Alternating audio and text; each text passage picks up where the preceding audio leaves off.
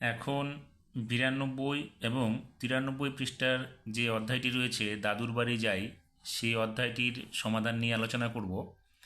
এই অধ্যায় থেকে আমরা শিখব দিন, ঘন্টা ও মিনিটের মধ্যে সম্পর্ক। আমরা দেখব কিভাবে মিনিট থেকে ঘন্টায় বা ঘন্টা থেকে মিনিট কীভাবে প্রকাশ করা যায়, তার কতগুলি কৌশল।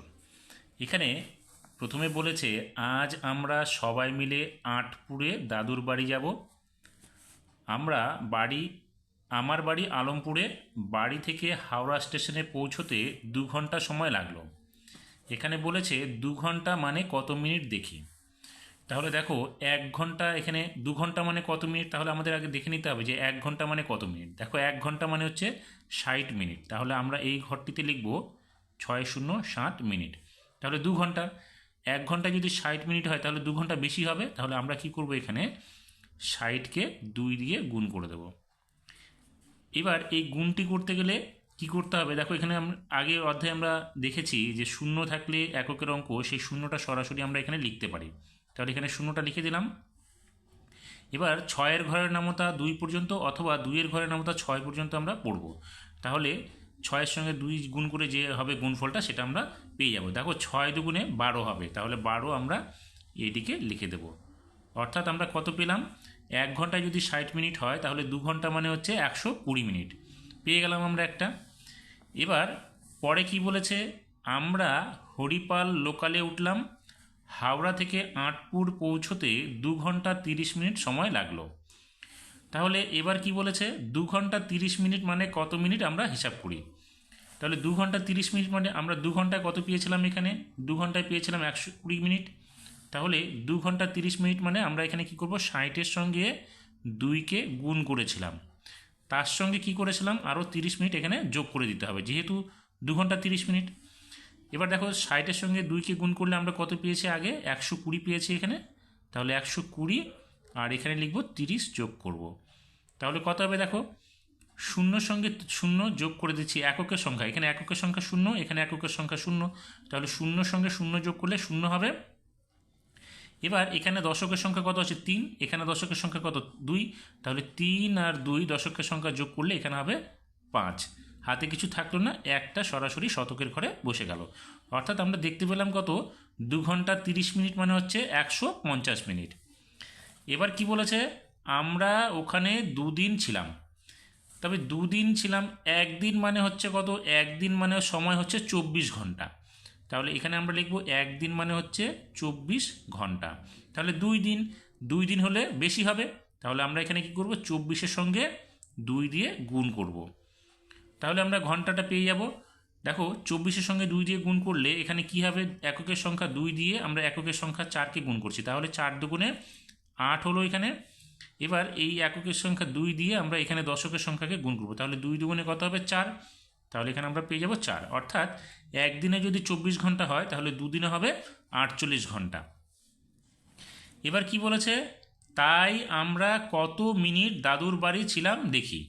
দেখো যেহেতু ওখানে ওরা 2 দিন ছিল, তাহলে 2 দিনে কত হচ্ছে 48 ঘন্টা, আর 1 ঘন্টায় হচ্ছে কত, 60 মিনিট।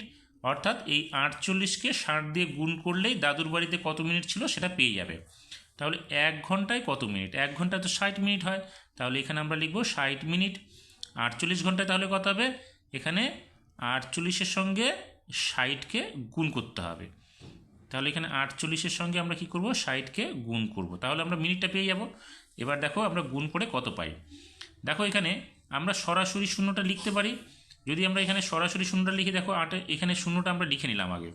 এবার কি করব, 8 এখানে 6 দিয়ে প্রথমে 8কে গুণ করব, 6×8 = 48-এর 8, হাতে থাকলো কত, 4।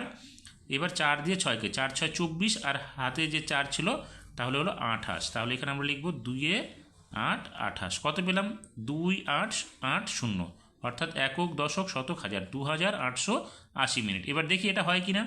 দেখো প্রথমে আমরা 0 দিয়ে গুণ করছি এককের সংখ্যা দিয়ে, তাহলে 8×0=4040। এবার এককের সংখ্যার কাজ হয়ে গেল, আমরা এককের ঘরটা এখানে কেটে দিলাম। এবার দশকের সংখ্যা গুণ করছি, দেখো 6×8 = 48-এর 8, হাতে থাকলো কত, 4, 4×6 = 24, আর হাতের 4 মিলে কত হলো, 28। তাহলে 2 এ 8 28। এবার আমরা কী করবো, এই সংখ্যাগুলোকে যোগ করে নিচে বসাবো।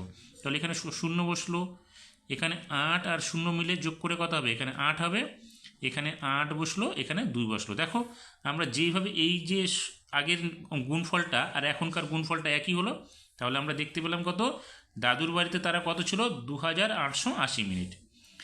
এবার কি বলেছে, এবার বলেছে কিন্তু বাড়ি ফেরার সময় দাদুর বাড়ি থেকে হাওড়ায় পৌঁছতে 180 মিনিট সময় লাগলো। বলেছে কত ঘন্টা সময় লাগলো দেখি। তাহলে 180 মিনিট যেহেতু লাগলো, আমরা জানি যে 1 ঘন্টা হচ্ছে 60 মিনিট, তাহলে 180 মিনিটকে আমরা ঘন্টায় প্রকাশ করব, অর্থাৎ 60 দিয়ে 180কে ভাগ করতে হবে। তাহলে এখানে আমরা লিখব 60 আর এখানে লিখব 180। এবার এই 180কে আমরা দেখবা ভাগ করে কত পাই সেটা আগে দেখতে হবে। তাহলে এখানে আমরা 60-এর সঙ্গে কত গুণ করতে পারি, দেখো 60-এর সঙ্গে আমরা যদি 3 গুণ করি তবে আমরা 180 এখানে পেয়ে যাব।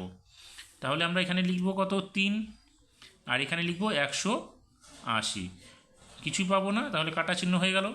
অর্থাৎ আমরা যেহেতু 60 মিনিটে 1 ঘন্টা পেলাম, তাহলে 180কে আমরা 60 দিয়ে ভাগ করছি, তাহলে এখানে লিখব 180 ভাগ 60, কত পেলাম আমরা, 3, তাহলে এখানে লিখব 3 ঘন্টা। অর্থাৎ এখানে কত হবে, যে হাওড়া স্টেশনে পৌঁছতে 180 মিনিট সময় লেগেছিলো, অর্থাৎ আমাদের 3 ঘন্টা সময় লেগেছিলো। এবার কি বলেছে, বাড়ি ফেরার সময় বাস থেকে অনেক বেশি সময় লাগলো, হাওড়া থেকে 140 মিনিটে বাড়ি এলাম। বলছে 140 মিনিটে বাড়ি এলাম, তাহলে 140 মিনিটে আমাদের কী করতে হবে, এবার ঘন্টায় আর মিনিটে প্রকাশ করতে হবে। বলছে এবার 140 মিনিটে কত ঘন্টা কত মিনিট হিসাব করে দেখি। এবার কি করব আমরা, তাহলে একই প্রসেসে করব, আমরা 60 দিয়ে 140কে ভাগ করব, তাহলে এখানে আমরা লিখছি 60, এখানে লিখব 140। এবার দেখো এখানে করা আছে 60কে যদি আমরা 3 দিয়ে গুণ করি কত হবে, 180, যেটা 140 থেকে বড় হয়ে যাচ্ছে, তাহলে আমরা 3 বার দিতে পারছি না। আবার 60-এর সঙ্গে 2 দিয়ে গুণ করলে কত হচ্ছে, 120, যেটা 140 থেকে ছোট হবে, তাহলে আমরা 3 বার না দিয়ে কত দেবো, 2 বার দেবো, তাহলে এখানে লিখব 2, কত হবে 2 দিয়ে গুণ করলে 120 হবে, তাহলে এখানে লিখব 120।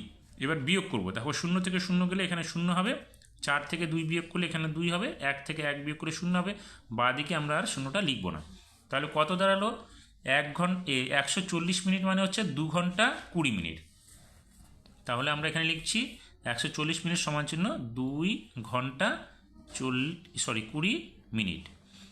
তাহলে আমরা পেয়ে গেলাম সময়, দেখো মিনিট থেকে ঘন্টা, ঘন্টা থেকে মিনিট প্রকাশ করে ফেললাম। এইভাবে আমাদেরকে যে অঙ্কগুলো রয়েছে সময়ের অঙ্কগুলো সেগুলো সমাধান করতে হবে।